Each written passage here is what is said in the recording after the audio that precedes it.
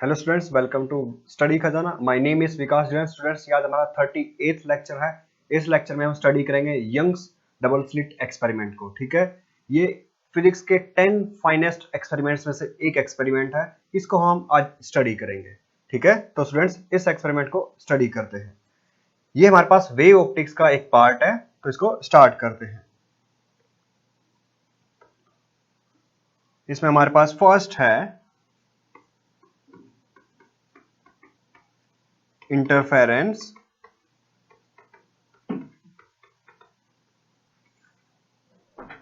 of light waves।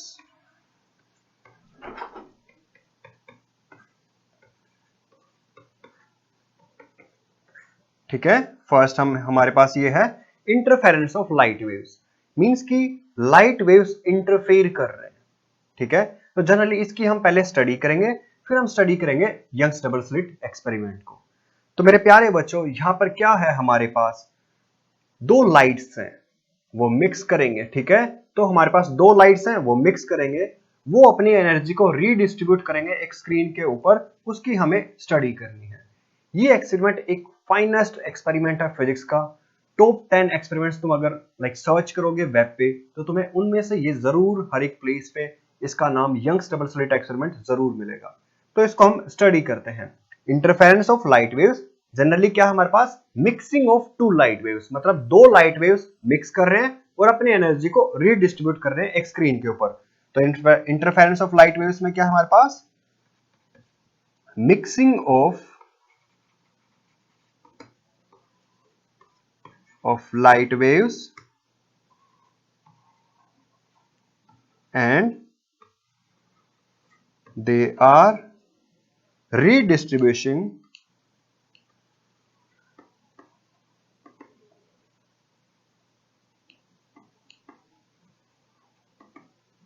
their energy and they are redistribution their energy on a given screen। ठीक है, यहां पर क्या होगा, मिक्सिंग ऑफ लाइट वेव्स, और वो अपने एनर्जी को रिडिस्ट्रीब्यूट करेंगे एक पर्टिकुलर स्क्रीन पर।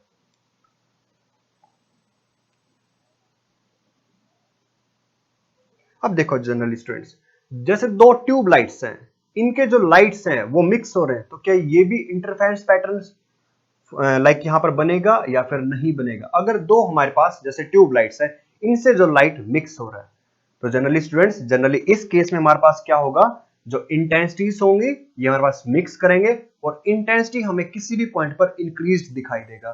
तो जनरली ये हमारे पास क्या करेंगे, इंटरफेरेंस पैटर्न फॉर्म नहीं करेंगे। ठीक है, इंटरफेरेंस पैटर्न में क्या होगा, हमारे पास जनरली ब्राइट और डार्क बैंड्स फॉर्म करेंगे। ये कैसे फॉर्म करेंगे उसको हम आज स्टडी करते हैं। फिर हमारे पास है कुछ कंडीशंस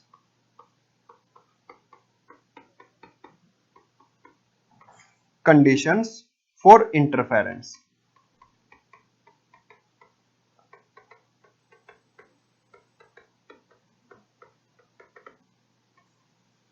कंडीशंस फॉर इंटरफेरेंस, तो इंटरफेरेंस पैटर्न में जनरली हमारे पास जो मेन कंडीशन है इसका, वो है कि जो हमारे पास सोर्स है वो कोहेरेंट सोर्सेस होने चाहिए। ये कोहेरेंट सोर्सेस क्या है, ऐसे सोर्स जो लाइट एमिट करे सेम फ्रीक्वेंसी सेम वेवलेंथ, और उनमें जब वो लाइट एमिट करे, उन लाइट के बीच में या तो जीरो फेज डिफरेंस हो या फिर कांस्टेंट फेज डिफरेंस हो।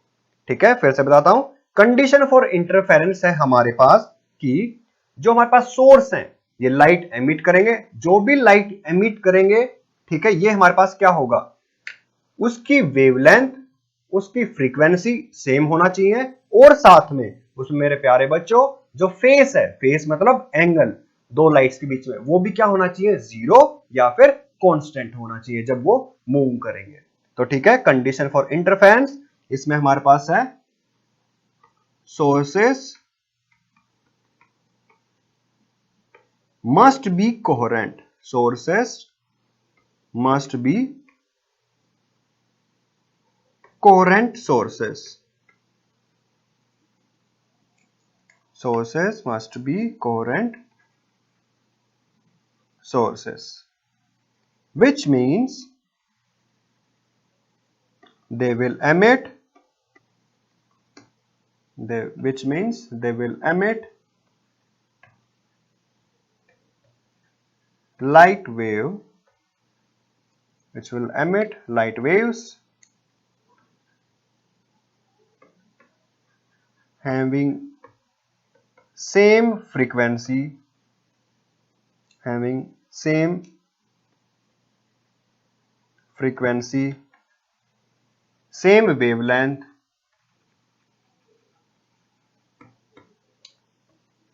and zero or constant phase difference, and zero or constant phase difference.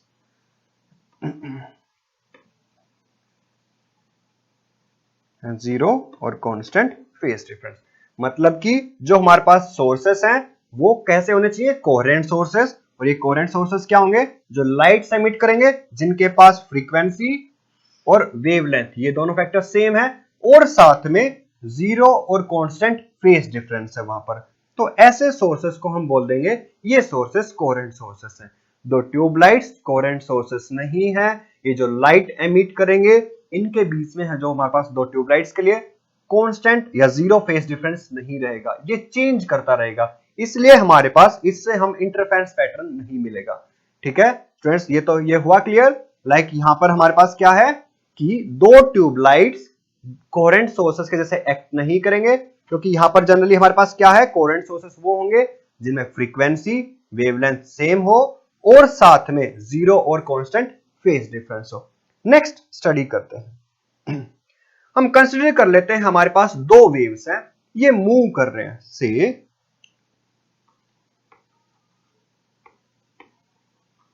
To light waves. ठीक है, हैविंग एम्पलीट्यूड, having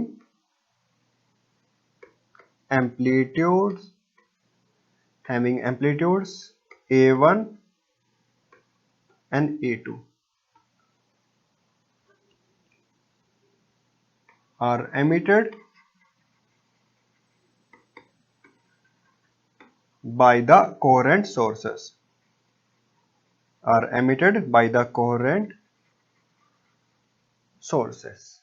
ठीक है, and they are moving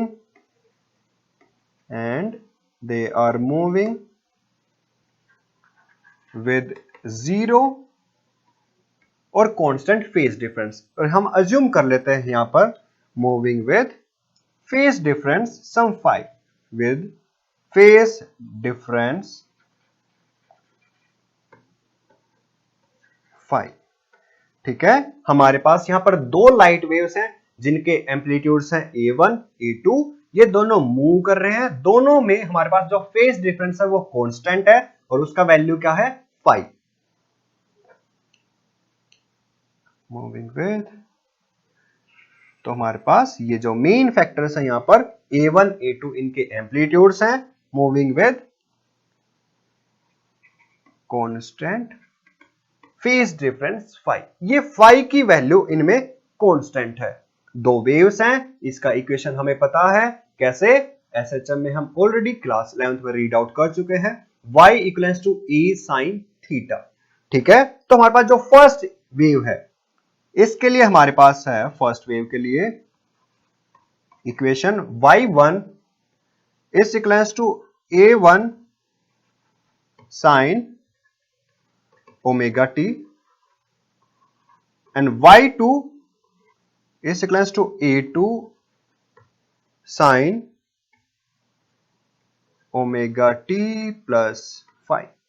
ठीक है, ये हमारे पास दो वेव्स हैं, ये दोनों एमिट किसने किए हैं, हमारे पास कोहेरेंट सोर्सेस से एमिट हुए हैं। दोनों की फ्रीक्वेंसी क्या है, सेम। फाई क्या है, कांस्टेंट फेज डिफरेंस। फ्रीक्वेंसी कैसे फाइंड आउट कर सकते हैं, omega is equals to 2 pi mu. हमारे पास जो फाई है ये कांस्टेंट फेज डिफरेंस है, फाई ये हो गया हमारे पास constant phase difference. Omega angular frequency of the wave, ये हमने अज्यूम कर लिया है, ये दो इक्वेशंस हैं, लेट ये कुछ इक्वेशंस ऐसे हैं, ये हमारे पास फर्स्ट इक्वेशन है, ये हमारे पास सेकंड इक्वेशन है। A1 A2 दोनों वेव्स के रेस्पेक्टिव एम्पलीट्यूड्स हैं, इसको फर्दर स्टडी करते हैं। अब दोनों वेव्स को हम मिक्स करते हैं, मतलब इंटरफेरेंस में हमारे पास क्या था, redistribution of energy of the light waves, मतलब कि वहां पर क्या था, मिक्सिंग था, वो एनर्जी फिर अपने आप को रीडिस्ट्रीब्यूट करेंगे। ठीक है, तो इसको स्टडी करते हैं कैसे, from the principle of superposition of the waves, superposition of the waves, principle of superposition of waves से हमारे पास जनरली क्या है, y is equals to y1 plus y2, means कि दोनों वेव्स को हमने मिक्स कर दिया। ठीक है, तो हमारे पास क्या मिलेगा, रिजल्टेंट वेव का इक्वेशन, इसको हम फाइंड आउट करते हैं। तो होगा y is equals to y1 plus y2, y1 generally हमारे पास है a1 sin ओमेगा t, ये हमने कंसीडर किया है a1 sin omega t, y2 plus a2 sin omega t plus phi, this is y2 is a2 sin omega t plus phi। देखो मेरे प्यारे बच्चों, जो सेकंड पार्ट है, जो सेकंड टर्म है इस इक्वेशन में, यहां पर एक टर्म है sign omega t plus five, यहां पर ये टर्म है sign omega t plus five. Omega t को अभी के लिए हम कंसीडर कर लेते हैं ए और फाइव को कंसीडर कर लेते हैं बी, तो होगा साइन ए प्लस बी। ये हमारे पास फॉर्मूला होता है मैथमेटिक्स का, साइन ए कोस बी प्लस कोस ए साइन बी। ठीक है, इस फॉर्मूला को यहां पुट करते हैं, तो resultant wave is a1 sine omega t, a2 sine a plus b, तो ये हो गया sine omega t cos five plus cos omega t and sine five.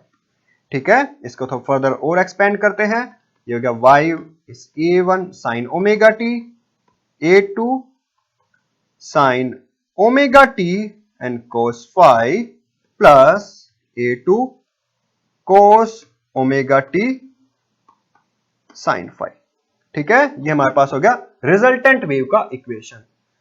ठीक है, अब इस इक्वेशन को फर्दर और स्टडी करते हैं हम। लाइक यहां पर a1 कांस्टेंट है, ओमेगा कांस्टेंट है, a2 भी कांस्टेंट है, फाइव भी कांस्टेंट है। लाइक हम वो फैक्टर्स को अलग कर लेते हैं जो हमारे पास कांस्टेंट्स है, लाइक कैसे, y is equals to a1 sine omega T, हमारे पास जो सेकंड पार्ट है, लाइक यहां पर है a2 साइन ओमेगा टी, और इसको हम रख सकते हैं a2 cos phi into sine omega t. ठीक है, नेक्स्ट है हमारे पास a2 साइन फाइव इंटू में कोस ओमेगा टी, जो हमारे पास फर्स्ट पार्ट है। ठीक है, जो फर्स्ट सेकेंड ये थ्री टर्म्स है इस इक्वेशन में, फर्स्ट और सेकेंड टर्म्स में से साइन ओमेगा टी को कॉमन रखते हैं, तो यहां पर हमारे पास हुआ a1 plus a2 cos phi a sequence into sine omega t plus a2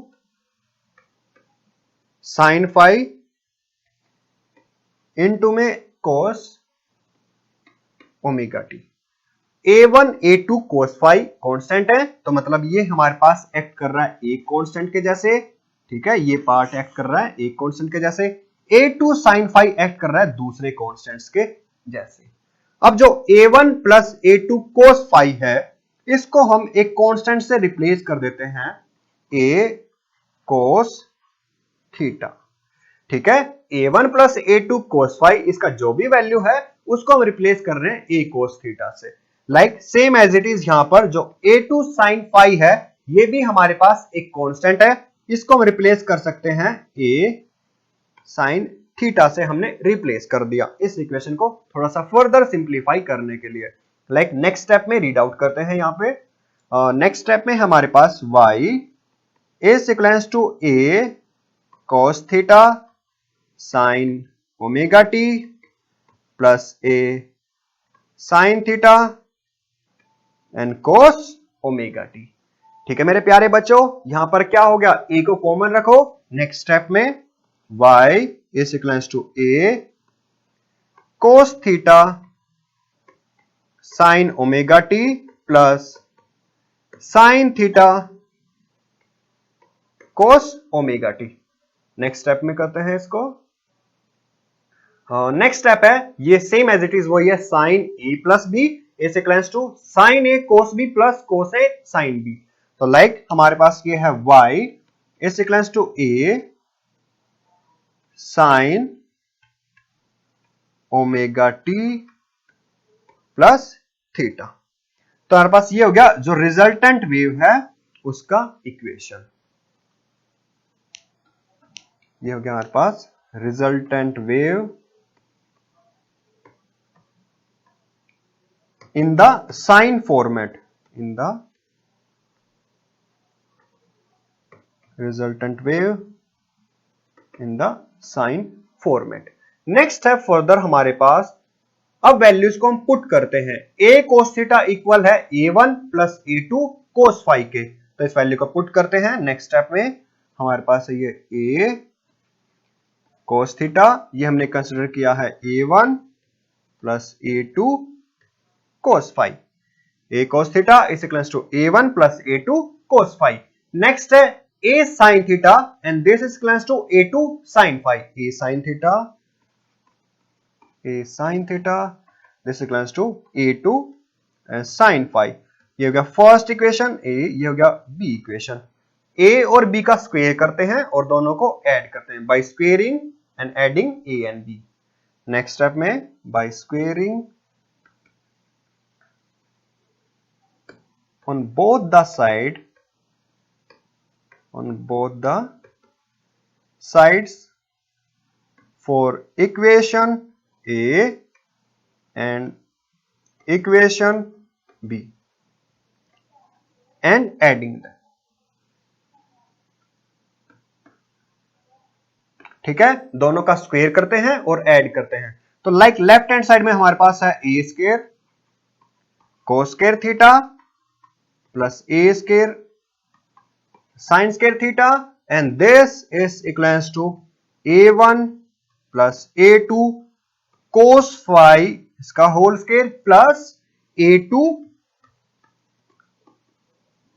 sin phi इस वैल्यू का भी होल स्क्वायर। इस वैल्यू को फर्दर एक्सपेंड करते हैं। लाइक ये हमारे पास हुआ नेक्स्ट स्टेप में a square left hand side में से कॉमन रखो, ये होगा cos square theta plus sin square theta and this is equals to 1। ठीक है, ये हमने ऑलरेडी रीड आउट किया है। Like cos square theta plus sin square theta and this is equals to 1।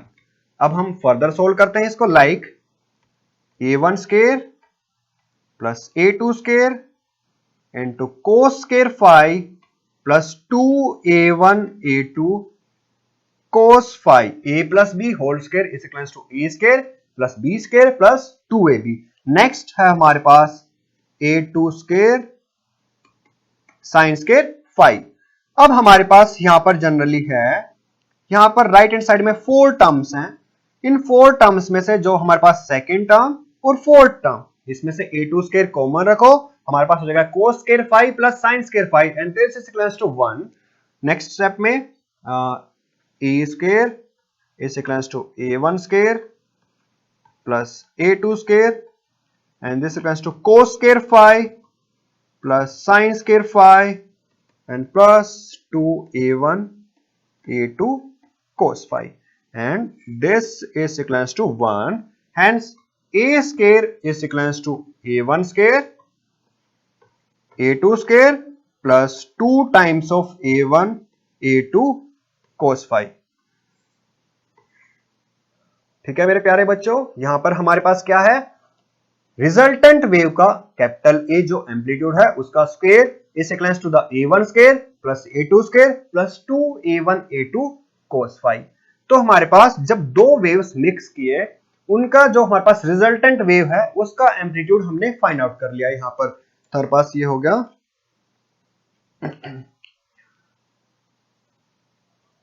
and this is equals to A and this is equals to A1 square plus A2 square plus 2 A1 A2 cos phi। जो capital A ये हमारे पास क्या हो गया, resultant wave का amplitude, capital A amplitude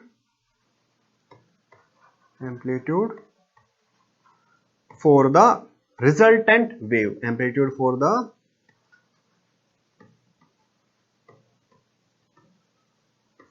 resultant wave.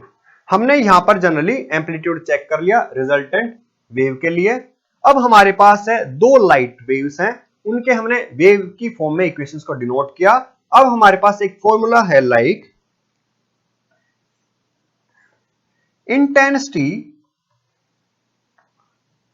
is directly proportional to the amplitude, intensity is directly proportional to the amplitude और इसका होल स्केयर। ठीक है, कोई भी लाइक हमारे पास लाइट वेव है, उसके पास कुछ इंटेंसिटी है, उसका इंटेंसिटी प्रोपोर्शनल होगा उस लाइट वेव के एम्पलीट्यूड के स्क्वायर के इक्विवेलेंट। लाइक हमारे पास I is directly proportional to the a square, directly proportionality के साइन को रिमूव करेंगे तो हमारे पास यहां से क्या मिल जाएगा, एक कांस्टेंट I इक्वल्स टू के ए स्केयर।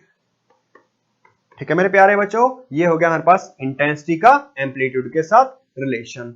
अब हमारे पास यहां पर जनरली जो ये रिजल्टेंट एम्पलीट्यूड हमने फाइंड आउट किया, इन वैल्यूज को हम इंटेंसिटी की फॉर्म में चेंज करते हैं। लाइक जो हमारे पास फर्स्ट लाइट वेव है उसका एम्पलीट्यूड A1 है।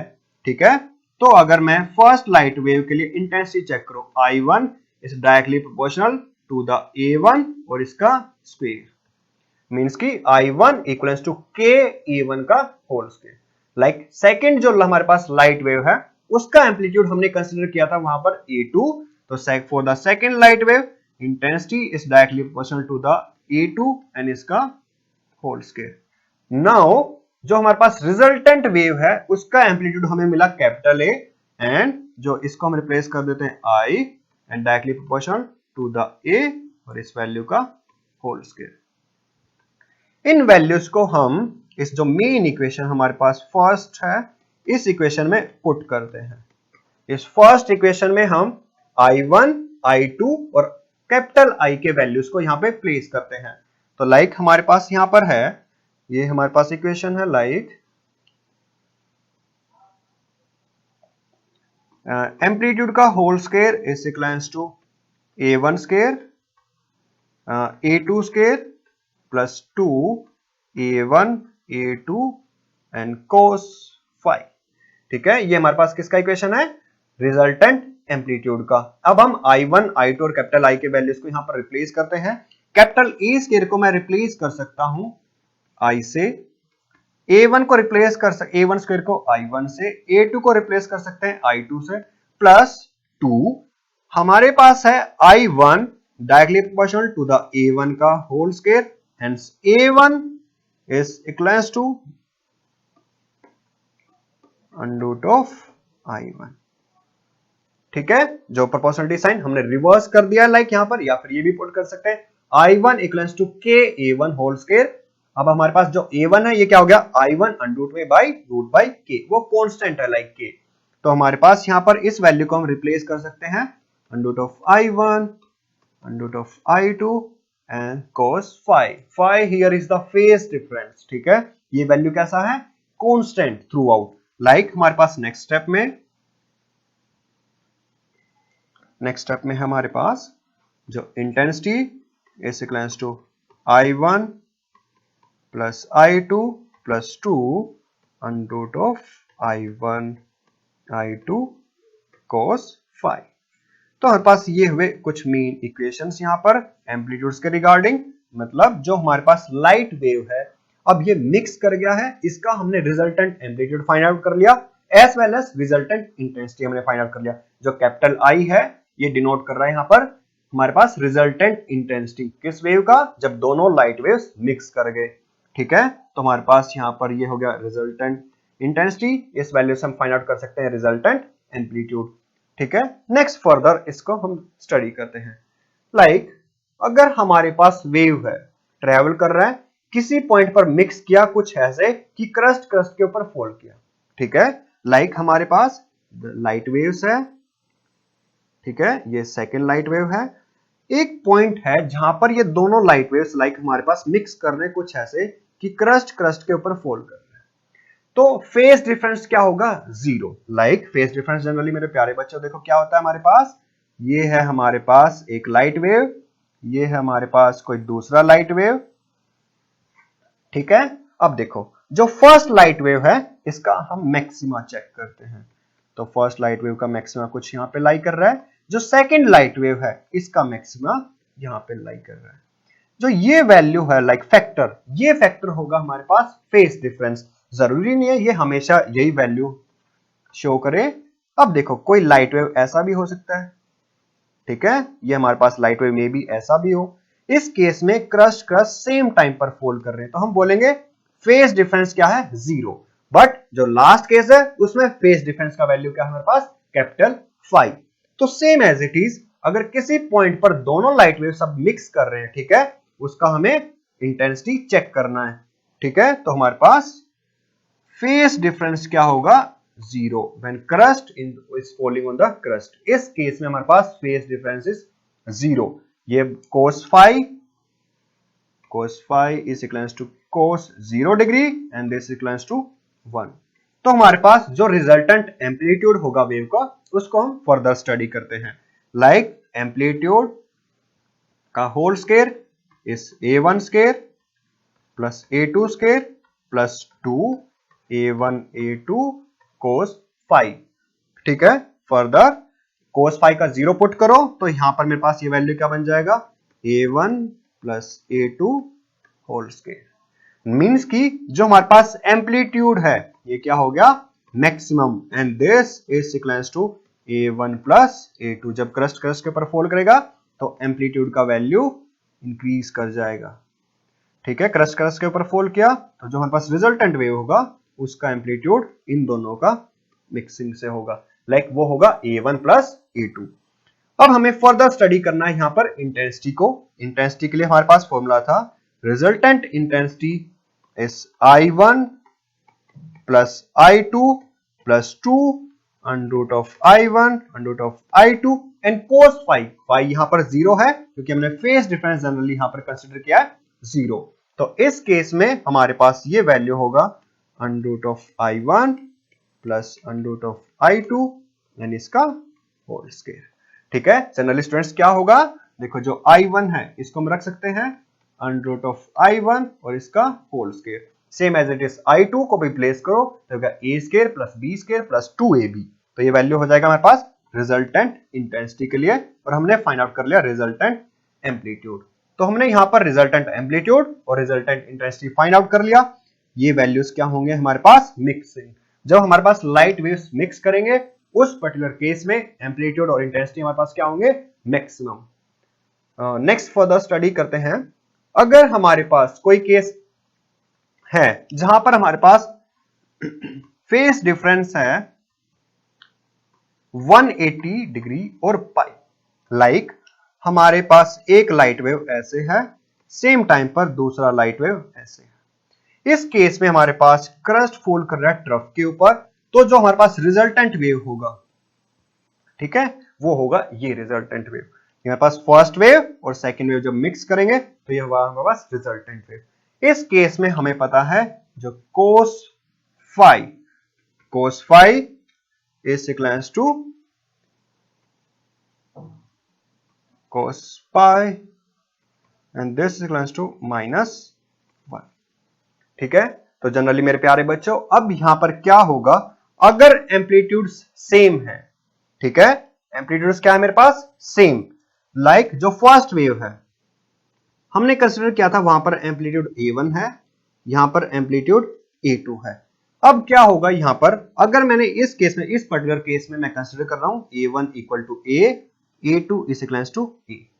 अब हमारे पास यहाँ पर क्रस्ट ट्रफ के ऊपर फॉल कर रहा है, तो यहाँ पर हमारे पास इंटेंसिटी क्या होगा, 0। बट जरूरी नहीं है ये 0 हो। हम अगर A1 A2 कंसिडर कर देंगे तो जब माइनस का हम इसको भी डिनोट करते हैं, हमारे पास है amplitude is equals to A1 square plus A2 square plus 2 A1 A2 cos phi. इसमें कुछ केस करते हैं, ये थोड़ा सा क्लियर हो जाएगा अभी। cos फाई cos -1, क्योंकि हमारे पास cos पाई का वैल्यू -1, cos 0 0, ठीक है, cos 0 is equals to 1। cos pi इसका रिवर्स है, मतलब ये वैल्यू बट रिवर्स साइन के साथ, तो वैल्यू हो गया -1। तो हम इसके वैल्यू को पुट करेंगे तो वैल्यू हो गया हमारे पास A1 A2 होल स्क्वायर। अब ये डिपेंड करेंगे हमारे पास मेरे प्यारे बच्चों कि एम्पलीट्यूड्स क्या है। तो हमारे पास यहां पर मैंने केस कंसिडर किया था फर्स्ट कि दोनों एम्पलीट्यूड्स अगर सेम है, ठीक है, तो क्रस्ट ट्रफ के ऊपर फॉल किया तो A1 A है, A2 क्या है, -A, ठीक है, तो ये क्या हो जाएगा 0। तो हमारे पास A स्क्वायर ये कैंसिल आउट हो गया, तो हमारे पास ये क्या हो गया, A minimum is equals to A1 A2। अगर कंसिडर कर ले कि A1 स्लाइटली ज्यादा है A2 से, उस केस में क्या होगा, ये कब है, जब A1 इक्वल टू A2। अगर A1 is slightly greater than A2 तो हमारे पास वेव्स कुछ जो रिजल्टेंट वो कुछ ऐसे फॉर्म करेगा, क्योंकि A1 में से A2 माइनस करेंगे, ठीक है। अब जो भी वैल्यू रिमेन कर रहा है वो ये वैल्यू होगा, ठीक है। तो हमारे पास ये हुआ A मिनिमम, एम्पलीट्यूड्स का वैल्यू मिनिमम होगा इस केस में, पर्टिकुलर केस में। अब नेक्स्ट हम फर्दर स्टडी करते हैं इंटेंसिटीज को। इंटेंसिटी, रिजल्टेंट इंटेंसिटी, ये हमारे पास है I1 plus I2 plus 2 under root of I1 under root of I2 and cos phi.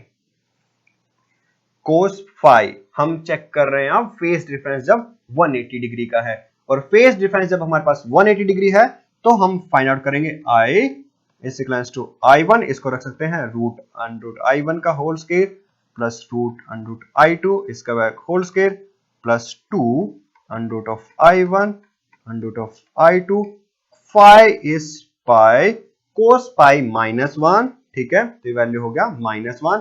तो हमारे पास जो इंटेंसिटी है ये होगा मिनिमम, मींस की, और इसका वैल्यू क्या होगा, under root I1 minus under root I2, क्योंकि ये हो गया ना हमारे पास A square plus B square -2AB, तो ये क्या हो गया A माइनस B का whole square.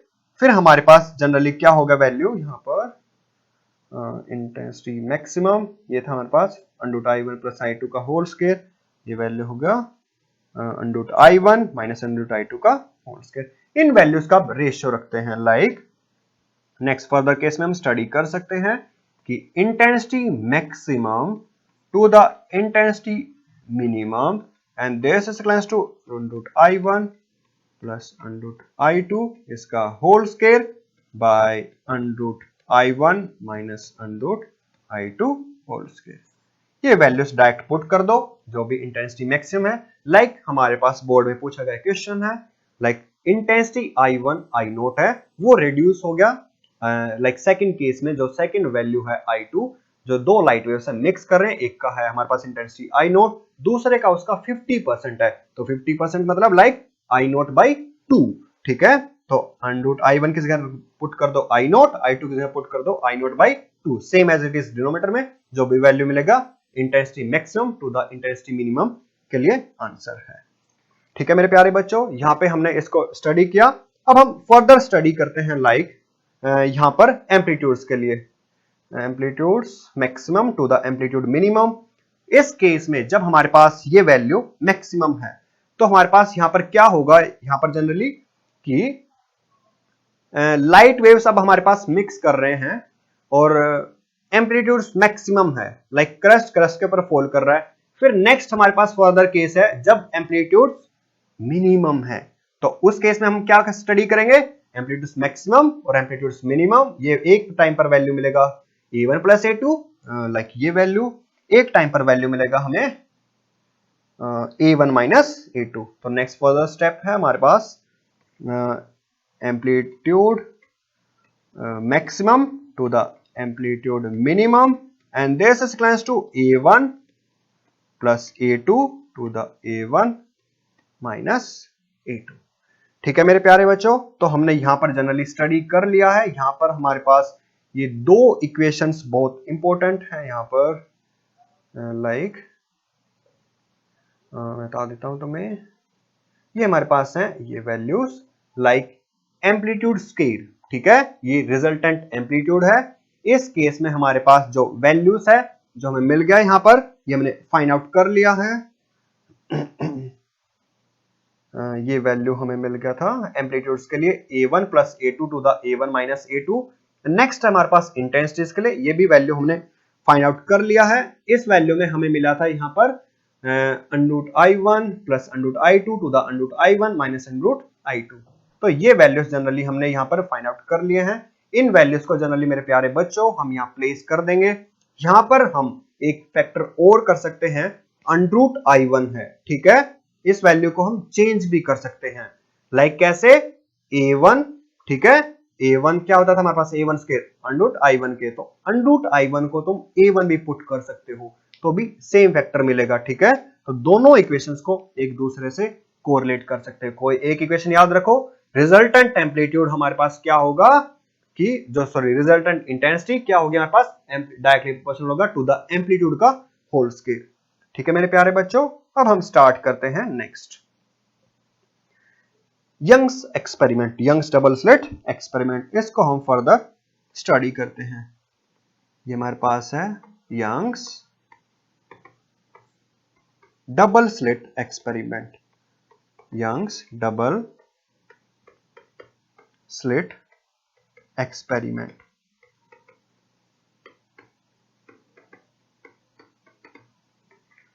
Young's double slit experiment में जनरली मेरे प्यारे बच्चों हमारे पास क्या है, इसका हम चेक करते हैं। ये एक सोर्स है हमारे पास, ठीक है, ये सोर्स है। यहां पर हमने लाइट रेस एमिट करेगा, इनको कोलिमेट करने के लिए एक सिंगल स्लिट का यूज किया है, ठीक है। लाइट रेस को कोलिमेट करने के लिए हमने सिंगल स्लिट का यूज किया है और हमारे पास यहां पर कुछ डिस्टेंस पे दो स्लिट्स हैं। स्लिट्स मतलब ये ओपन होल्स हैं यहां पर। ये साइज यहां पर बहुत ज्यादा है, लाइक ये बहुत कम साइज के होंगे कंपैरेटिबल टू द लाइक वेवलेंथ के साइज के। अगर हमारे पास कंपैरेटिबल टू द वेवलेंथ के इक्विवेलेंस नहीं रखेंगे यहां पर, तो जनरली क्या होगा, यहां पर इंटरफेरेंस पैटर्न हमें नहीं मिलेगा। अब हमारे पास यहां पर एक स्क्रीन है बैक साइड में, ठीक है, तो हमारे पास ये है एक स्क्रीन, तो इसको हम प्लेस कर देते हैं। यहां पर हमारे पास है एक सोर्स, ये है एक सोर्स, ये सोर्स लाइट रेस को एमिट करेगा। यहां पर हमारे पास है एक सिंगल स्लिट S, ये दो स्लिट्स हैं हमारे पास S1 और S2। इन दोनों में जो सेपरेशन है ये हमारे पास है स्मॉल d। कैपिटल D हो गया हमारे पास जो स्क्रीन है इसका स्लिट से डिस्टेंस। ठीक है मेरे प्यारे बच्चों, ये हुआ क्लियर। लाइक जो हमारे पास फर्स्ट सोर्स है लाइट रेस को कोलिमेट करने के लिए, ठीक है, हम एक यूज करेंगे सिंगल स्लिट का। ये लाइट रेस ट्रेवल करेंगे फॉरवर्ड डायरेक्शंस में, ठीक है। अब हमारे पास क्या होगा, S1 S2 दो सोर्स हैं, ठीक है, एक तरह से एक्ट करेंगे सोर्स के जैसे। ये स्लिट्स हैं जनरली, ये एक्ट करेंगे सोर्स के जैसे। अब फिर हमारे पास है कैपिटल D डिस्टेंस पे हमने स्क्रीन को प्लेस कर दिया। लाइक हमारे पास यहां पर ये स्क्रीन को हमने प्लेस्ड कर दिया है। अब हमारे पास जनरली मेरे प्यारे बच्चों यहां पर हमारे पास क्या है, ये सेंटर हो गया। कोई P पॉइंट है, हमें नहीं पता इस P पॉइंट पर डार्क फ्रिंज फॉर्म होगा या फिर ब्राइट फ्रिंज फॉर्म होगा। ये ब्राइट और डार्क फ्रिंज क्या है, जनरली मेरे प्यारे बच्चों जब एम्पलीट्यूड्स मिक्स करता है like A max equal to A1 plus A2, ऐसे कंडीशंस को बोलते हैं कंस्ट्रक्टिव इंटरफेरेंस। मतलब कि वहां पर मिक्सिंग हो गया और कोई वैल्यू इंक्रीज हो गया, मैक्सिमम हो गया, ठीक है। तो इस केस में हम बोल देते हैं उसे ब्राइट फ्रिंज मिल गया। ब्राइट मतलब ज्यादा वैल्यू मिला इंटेंसिटी का एक के कंपैरेटिव, क्योंकि वहां पर हमारे पास वैल्यू क्या हो रहा है, मिक्स कर रहा है। फिर है डार्क फ्रिंज, लाइक जहां पर A minimum is equal to A1 minus A2। इस केस में इंटेंसिटी हमारे पास क्या होगी, कम होगा। अब P पॉइंट है जहां पर जनरली हम इसको स्टडी कर लेते हैं further, like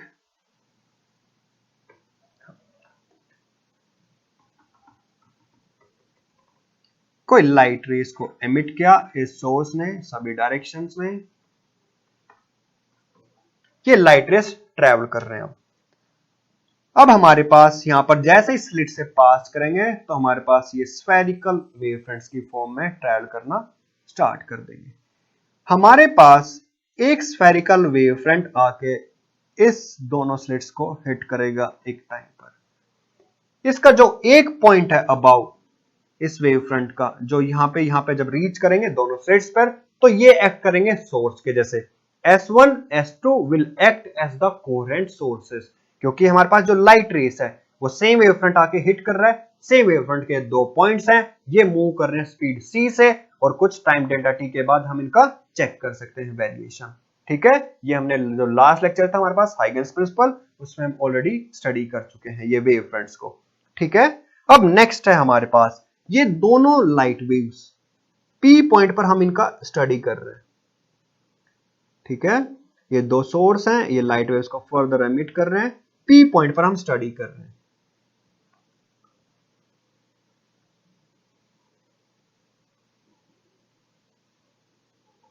same as it is यहां भी, ये से भी एक लाइट वेव ट्रेवल कर रहा है। ठीक है, P पॉइंट पर डार्क भी हो सकता है, ब्राइट भी हो सकता है, वो डिपेंड करेगा हमारे पास इन दोनों लाइट रेस के लिए, जो S1 to P और S2P जो ट्रेवल कर रहे हैं, इनके पाथ डिफरेंस पे। देखो हमारे पास जनरली दो लाइट रेस हैं। ठीक है, सोर्स है S1 से P पॉइंट तक, S2 से P पॉइंट तक, दोनों में जो भी पाथ डिफरेंस होगा, मतलब कितना पाथ एक्स्ट्रा है, उसके ऊपर डिपेंड करेगा P पॉइंट पर ब्राइट और डार्क फ्रिंज। ठीक है, नेक्स्ट हमारे पास क्या होगा पॉइंट यहां पर,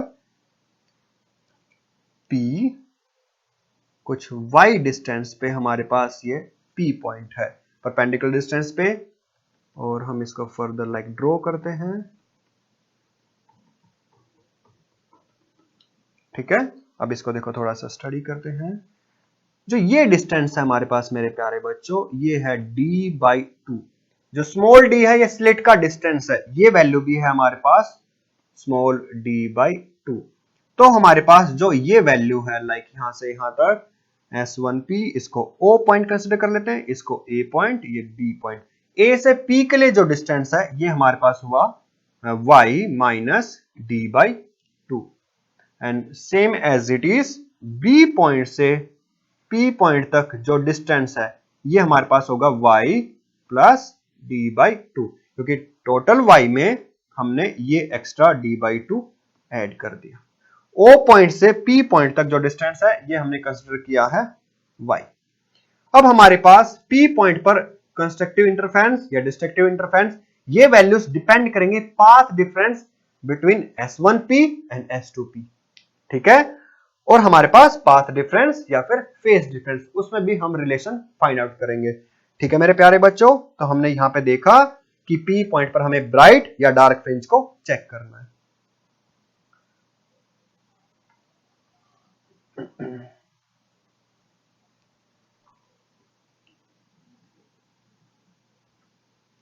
हमारे पास है यहाँ पे, ये डिस्टेंस मैं बता देता हूं, जो स्मॉल d है ये है हमारे पास distance between the two slits. Next है कैपिटल D, ये हमारे पास हो गया distance of the screen from the slits। y is distance of bright means की constructive interference, distance of bright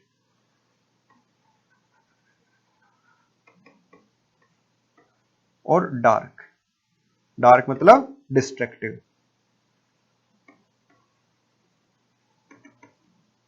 distance of bright और dark fringe from centre O। And important point यहां पर, important note, ये हमारे पास है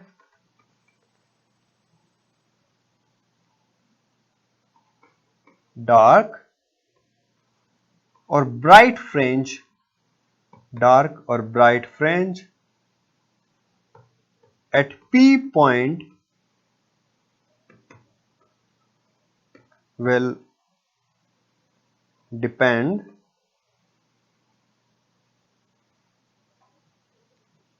upon the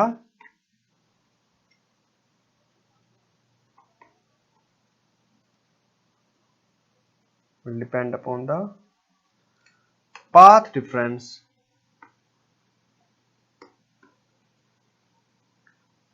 between the two light rays, between the two light rays। ठीक है, और ये लाइट रेस हमारे पास किसकी फॉर्म में ट्रैवल कर रहे हैं, वेव्स की फॉर्म में। अब नेक्स्ट है हमारे पास जो पाथ डिफरेंस है, ये पाथ डिफरेंस हम कैसे फाइंड आउट करेंगे। ठीक है, जनरली है जो हमारे पास पाथ डिफरेंस है, path difference, this is delta x and this is equals to s2p minus s1p। s2p और s1p इन दोनों के बीच में जो भी डिफरेंस है वो हमारे पास होगा पाथ डिफरेंस। ठीक है, देखो यहां पर जनरली मेरे प्यारे बच्चों s1p और s2p डिस्टेंस सेम नहीं है। s1p से अगर मैं यहां पर एक परपेंडिकुलर ड्रॉ करूं, अब जो ये मान लो कि m पॉइंट है, s1p और mp ये डिस्टेंस हमारे पास क्या होंगे, सेम। जो s1m है ये हमारे पास क्या हुआ, extra distance, and this is equals to path difference delta x। ठीक है, ये एडिशनल डिस्टेंस हमें फाइंड आउट करना है। इस वैल्यू के ऊपर p पॉइंट पर ब्राइट फ्रिंज होगी या डार्क फ्रिंज, वो वैल्यू डिपेंड करेगा। ठीक है, तो नेक्स्ट फर्दर स्टेप में, if crust fall on crust, अगर हमारे पास क्रस्ट फॉल करेगा क्रस्ट के ऊपर तो पाथ डिफरेंस क्या होगा, 0। इस केस में हमारे पास क्या होगा, क्रस्ट फॉल किया क्रस्ट के ऊपर, पाथ डिफरेंस हमें मिल गया 0। सॉरी, जो फेस डिफरेंस है वो हमारे पास हो गया 0। इस केस में जो हमारे पास पाथ डिफरेंस है वो क्या होगा, इंटीग्रल मल्टीपल। ठीक है, इंटीग्रल मल्टीपल ये क्या हुआ, हमारे पास एक वेव को स्टडी करते हैं, ये वेव कंप्लीट हो गया इसका एक। ठीक है, अब ये टोटल वैल्यू हमारे पास है लैम्डा। लैम्डा क्या होता है, वेवलेंथ, क्रस्ट में, ट्रफ में, बट ये टोटल वैल्यू है लैम्डा। ये लैम्डा को कवर करने के लिए इस वेव ने 2 पाई एंगल सबटेंड किया। ठीक है मेरे प्यारे बच्चों, यहां पर मैं लिख सकता हूं lambda path difference is equal two phase difference 2 pi. Lambda path difference है, 2 पाई फेस है। ठीक है, लैम्डा पाथ है, 2 पाई फेस है। यूनिट में भी फाइंड आउट कर सकते हैं, यूनिट में हमारे पास क्या होगा, 2 पाई बाई लैम्डा। और किसी रैंडमली मान लो डेल्टा एक्स डिस्टेंस के लिए फाइंड आउट करना है, वो क्या होगा, 2 pi by lambda into delta five. मतलब हमें यूनिट लेंथ का लिए फाइंड आउट करना है, यूनिट लेंथ के लिए delta x and that is equal to 2 pi by lambda into delta five. अब मेरे प्यारे बच्चों जो पाथ डिफरेंस है ये हमने रिप्रेजेंट किया डेल्टा एक्स से, इसको हम डेल्टा फाइव की फॉर्म में भी रिप्रेजेंट कर सकते हैं इस पर्टिकुलर गिवन एक्सप्रेशन से। अब जो डेल्टा एक्स है इसके ऊपर डिपेंड करेगा पी पॉइंट पर ब्राइट फ्रिंज होगी या डार्क फ्रिंज। ठीक है, तो इसको हम स्टडी करते हैं। Dark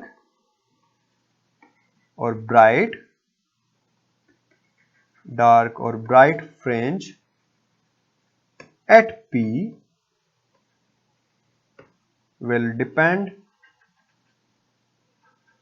dark or bright fringe at P will depend on path difference delta x और phase difference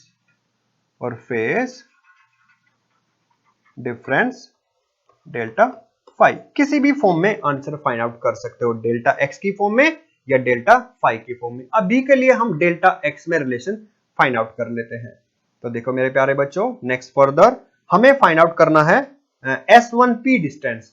ठीक है, तो हमारे पास S1P डिस्टेंस को देखो कैसे फाइंड आउट करेंगे। इन ट्रायंगल S1PA मतलब इन ट्रायंगल S1AP हमारे पास है ये in triangle S1AP S1P whole square, ठीक है, ये हो गया हाइपोटेनस का होल स्क्वायर, ठीक है, ये हमारे पास किसके इक्वल होगा, बेस प्लस परपेंडिकुलर, तो ये हमारे पास हुआ S1A whole square plus AP whole square, ठीक है। S1A स्लिट का हमारे पास स्क्रीन से डिस्टेंस, और स्लिट से स्क्रीन का डिस्टेंस क्या है, कैपिटल D और इसका होल स्क्वायर, और AP हमारे पास क्या है, OP में से OA डिस्टेंस को माइनस कर दिया तो क्या मिल गया, AP, और ये हमारे पास क्या है, y minus D/2 whole square, तो हमारे पास ये हुआ S1P का होल स्क्वायर, ये हुआ फर्स्ट। नेक्स्ट है हमारे पास मेरे प्यारे बच्चों, यहां पर हमें फाइंड आउट करना है S2P। S2P को कैसे फाइंड आउट करें, S2BP ट्रायंगल कंसीडर करते हैं, इसके लिए हम कंसीडर करते हैं in triangle S2BP and this is like S2P whole square is equals to S2B का whole square plus BP का whole square। अब देखो मेरे प्यारे बच्चों, फर्दर S2B ये भी है हमारे पास स्क्रीन का डिस्टेंस स्लिट से, और BP ये क्या है, OP में जो हमारे पास वैल्यू है उसमें ऐड करो OB की वैल्यू को, तो हमारे पास ये क्या होगा, y plus D/2 whole square, ठीक है, ये सेकंड इक्वेशन। हमें फाइंड आउट करना है पाथ डिफरेंस, और पाथ डिफरेंस क्या है हमारे पास, delta x and this is equals to S2P minus S1P, तो सेकंड में से फर्स्ट इक्वेशन को सब्ट्रैक्ट करो तो ये वैल्यू होगा S2P one square minus S1P whole square and this is equals to D square plus y plus D/2 whole square minus D square plus y minus D/2 whole square. इन values को solve करते हैं, simplify करते हैं further next step में, तो हमारे पास ये मिलेगा S2P minus S1P, a square minus b square a minus b, and ये हो गया S2P प्लस S1P, ठीक है मेरे प्यारे बच्चों। अब देखो हमारे पास इसको सिंप्लीफाई करते हैं, d square plus y square plus d square by 4 plus yd, इसको फर्दर सोल्व करेंगे तो माइनस डी स्क्वायर, यहां से मिलेगा y स्क्वायर, नेगेटिव साइन बाहर है तो वैल्यू माइनस, फिर मिलेगा d स्क्वायर बाई 4 बट एक नेगेटिव साइन बाहर है तो minus d square by 4, next मिलेगा हमारे पास माइनस ऑफ 2yd, ठीक है, नेगेटिव साइन बाहर है तो वैल्यू और ये वैल्यू हो जाएगा yd, क्योंकि 2yd बाई 2b है एक फैक्टर, तो हमारे पास d स्क्वायर से d square cancel out, next further हमारे पास y स्क्वायर से y square cancel out, d square by 4 से d square by 4 cancel out, ये वैल्यूज हो गया कंप्लीट। तो यहां से हुआ S2P minus S1P is equals to S2P plus S1P and this is equals to 2yd। अब हम यहां पर कुछ अजम्पशंस करते हैं मेरे प्यारे बच्चों, यहां पर हमने फर्स्ट अजम्पशन हम करेंगे कि अगर जो स्क्रीन है इसका जो डिस्टेंस है कैपिटल D, ये हमारे पास जो स्लिट्स के बीच में डिस्टेंस है स्मॉल d, इससे बहुत बहुत ज्यादा है, अगर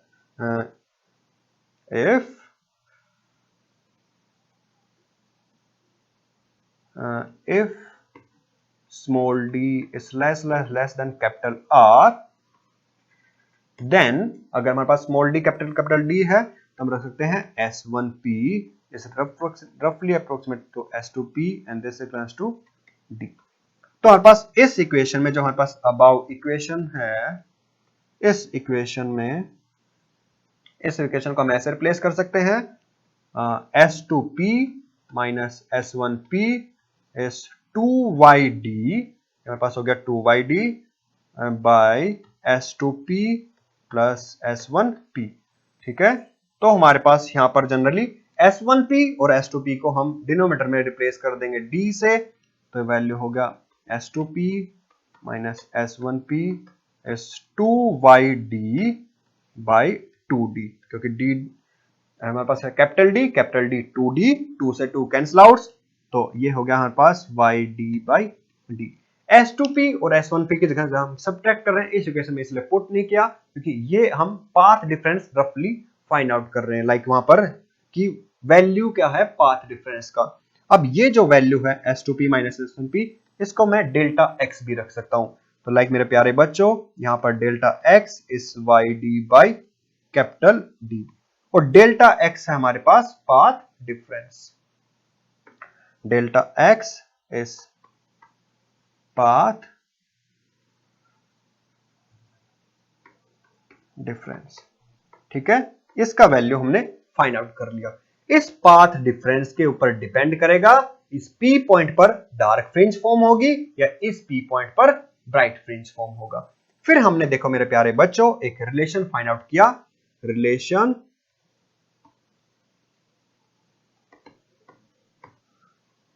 between path difference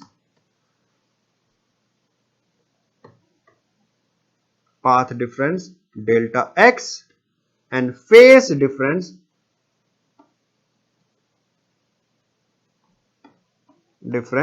delta phi. इन दोनों वैल्यूज में हमने एक रिलेशन फाइंड आउट किया, और वो रिलेशन हमारे पास मेरे प्यारे बच्चों क्या मिला था हमें, उसको स्टडी करते हैं।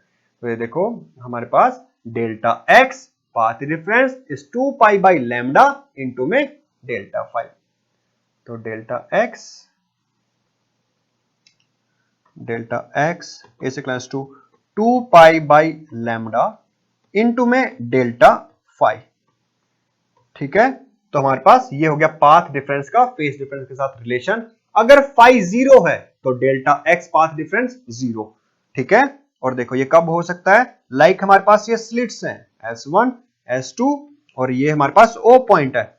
अगर ये लाइट रे इधर ट्रेवल कर रहा है, ये लाइट रे इधर ट्रेवल कर रहा है, इस केस में हमारे पास जो डेल्टा x है ये 0 है, हेंस डेल्टा फाई इज 0। और अगर पाथ डिफरेंस 0 है, क्रस्ट के ऊपर फॉल कर रहा है, इस केस में हमारे पास हमें क्या मिलेगा, मैक्सिमम। मतलब हमारी जो इंटेंसिटी होगी इस O पॉइंट पर जो रीडिस्ट्रीब्यूट कर रहा है स्क्रीन पर, ये वैल्यू मैक्सिमम। और ये कब मैक्सिमम हो सकता है हमारे पास, इसको हम थोड़ा सा स्टडी कर लेते हैं। नेक्स्ट है हमारे पास मेरे प्यारे बच्चों यहां पर for bright fringe. Bright fringe हमें मिलेगा इफ हमारे पास अगर जो पाथ डिफरेंस है डेल्टा x ये इंटीग्रल मल्टीपल ऑफ वेवलेंथ की फॉर्म में है, अगर हमें ये कंडीशंस मिल जाएगी तो हमें P पॉइंट पर क्या होगा हमारे पास मैक्सिमम। मतलब वहां पर जो लाइट रेस है वो मिक्स ऐसे करेंगी कि वहां पर इंटेंसिटी मैक्सिमम होगी उस पर्टिकुलर P पॉइंट पर। और वो कब हो सकता है, जब हमारे पास path difference delta x integral multiple of wavelength की फॉर्म में रहेगा। n अगर 0 है तो सेंटर हो गया। ठीक है, n1 तो हमारे पास delta x equals to n equal to 0, ये हो गया हमारे पास सेंट्रल ब्राइट फ्रिंज के लिए। हमें हमेशा सेंटर पर ब्राइट फ्रिंज फॉर्म करेगा क्योंकि पाथ डिफरेंस क्या होगा वहां पर 0। ठीक है, पाथ डिफरेंस 0 होगा तो हमारे पास मिल गया कि डेल्टा फाई का वैल्यू भी क्या होगा 0। कोस वैल्यू में पुट करोगे कोस फाई कोस 0 1, तो ये वैल्यू क्या होगा मैक्सिमम हमेशा सेंटर पर। मतलब सेंटर पे हमें हमेशा क्या मिलेगा मैक्सिमम। नेक्स्ट है हमारे पास ये n का वैल्यू वेरी कर सकता है ब्राइट फ्रिंजेस के लिए। For n equals to 1 delta x equals to lambda. इस केस में भी लाइक हमारे पास जो P पॉइंट है, ठीक है, ये लाइट रेस ट्रैवल कर रहा है और एक लाइट रे यहां से ट्रैवल कर रहा है। ये ऐसे ट्रैवल करेगा कि यहां पर तो ये सेम रहेगा इसके जैसे, बट इसमें एक एडिशनल वेवलेंथ होगा लैम्डा। इस वेवलेंथ लैम्डा की वजह से P पॉइंट पर हमें क्या मिलेगा maxima. Same as it is हम मेरे प्यारे बच्चों हम डार्क फ्रिंजेस के लिए भी चेक कर सकते हैं। नेक्स्ट है हमारे पास फॉर डार्क फ्रिंजेस। ठीक है, डार्क फ्रिंजेस के केस में हमारे पास जनरली क्या होगा कि पाथ डिफरेंस इस फ्रैक्शनल फॉर्म में होगा वेवलेंथ के, मींस की 2n minus 1 lambda by 2, 2n plus 1 lambda by 2 भी कर सकते हैं। उस केस में हमें जो इस केस में लाइक हमें n का वैल्यू 0 पुट नहीं करना है, ठीक है। लाइक हमारे पास ये हो गया 2n-1 लैम्डा बाई 2। इस केस में अगर n का वैल्यू मैं 1 पुट करूं तो डेल्टा x हमारे पास क्या हो गया, 2 इंटू 1 2 माइनस 1 1, तो ये होगा delta x is lambda by 2। मतलब कि जो पाथ डिफरेंस है हमारे पास S1 S2 और ये P पॉइंट के लिए स्क्रीन पर, जब ये path difference fractional form of lambda by 2 या 3 लैम्डा बाई 2 5 लैम्डा बाई 2, उस केस में हमें P पॉइंट पर क्या मिलेगी, डार्क फ्रिंज। तो हमारे पास ये मेनली क्या था हमारे पास मेरे प्यारे बच्चों, हमने ये डार्क फ्रिंज स्टडी किया यहां पर और ब्राइट फ्रिंज स्टडी किया यंग्स डबल स्लिट एक्सपेरिमेंट के लिए। ब्राइट फ्रिंज कब मिलेगा, जब हमारे पास wavelength integral multiple of wavelength, like ये इंटीग्रल मल्टीपल ऑफ वेवलेंथ। और हमें डार्क फ्रिंज मिलेगा जब हमारे पास वेवलेंथ फ्रैक्शनल फॉर्म में होगा, like lambda by 2 3 lambda by 2 या 5 लैम्डा बाई 2। उस केस में जो P पॉइंट है हमारे पास, इस P पॉइंट पर हमें क्या मिल जाएगी, डार्क फ्रिंज। ठीक है मेरे प्यारे बच्चों, तो हमने ये जनरली स्टडी कर लिया कि डार्क फ्रिंज के लिए और ब्राइट फ्रिंज के लिए। तो हमारे पास जनरली जैसे कि यंग्स डबल स्लिट एक्सपेरिमेंट में जहां पास ये सोर्स है, ये स्क्रीन है, तो इस स्क्रीन पर हमारे पास एक क्या होगा, एक पैटर्न फॉर्म हो जाएगा। ये जो भी एनर्जी है लाइक सोर्स से, ठीक है, ये अपने आप को रिडिस्ट्रीब्यूट कर लेगा और रिडिस्ट्रीब्यूट कुछ ऐसे करेगा कि P पॉइंट पर हमें चेक कर सकते हैं हम ब्राइट फ्रिंज को भी और डार्क फ्रिंज को भी। ओके मेरे प्यारे बच्चों, तो हमने आज के इस लेक्चर में स्टडी किया है यंग्स डबल स्लिट एक्सपेरिमेंट को। ये एक बहुत ही इंपॉर्टेंट लेक्चर है, इसको like 2 to 3 times at least revise करना। Okay students, thank you.